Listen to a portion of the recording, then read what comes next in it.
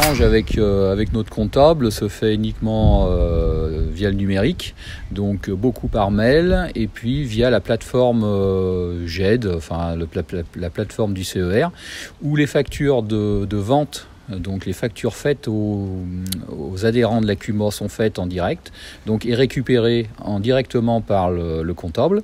Après, le trésorier n'a juste besoin de fournir les factures d'achat, de réparation, etc. Ensuite, le comptable mouline les données, fait notre déclaration TVA, on la récupère via la plateforme CER, et puis une fois que les coûts horaires et que notre bilan est finalisé, on récupère bilan, compte de résultats via la plateforme. Il n'y a plus aucun échange papier, ça se fait uniquement via le site du CER. Le changement de nom n'a pas été difficile, ça s'est fait tout bêtement. On a reçu un mail un jour du CER en nous disant que nos documents comptables seraient sur leur site et qu'ils nous fournissaient un mot de passe avec un nom d'utilisateur plus un mot de passe. On l'a rentré et c'est intuitif, on a pu trouver ce qu'on cherchait, il n'y a aucun problème. Ça aide beaucoup, surtout sur l'historique de la CUMA, c'est-à-dire que quand on a besoin de retrouver un bilan, un compte de résultats sur plusieurs années en arrière, c'est tout au même endroit. Bien souvent, quand on change de trésorier, ça a tendance à se perdre. Là, c'est plus le cas, et puis la relation avec le comptable est beaucoup plus facile. Le comptable a gagné en productivité, et nous aussi, par là même, parce qu'on n'a pas besoin de faire 2 fois le travail. On lui fournit les factures, il récupère les factures d'achat, et voilà, c'est moins de travail pour nous et également pour le comptable.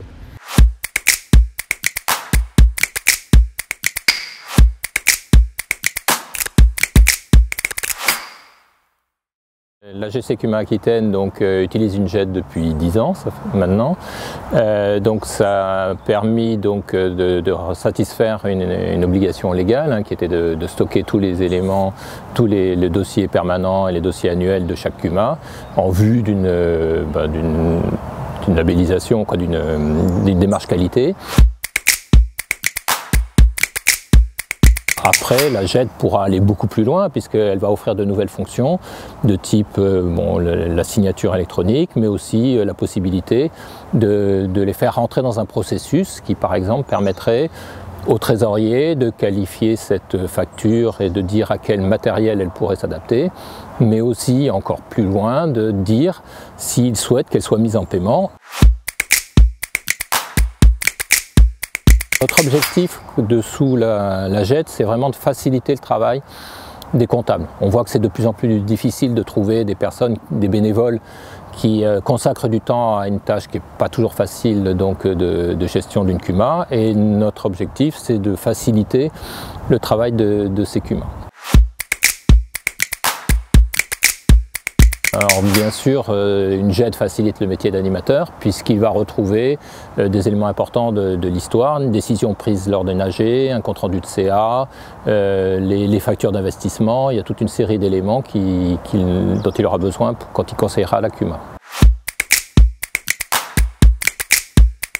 C'est-à-dire que là, il y a un certain nombre de tâches qui pourront être automatisées au niveau de la GED, qu'ils n'auront plus à faire, et donc ils vont se recentrer sur leur métier plutôt de saisie, de vérification, de décision par rapport au bon compte, etc. Donc vraiment leur métier de comptable.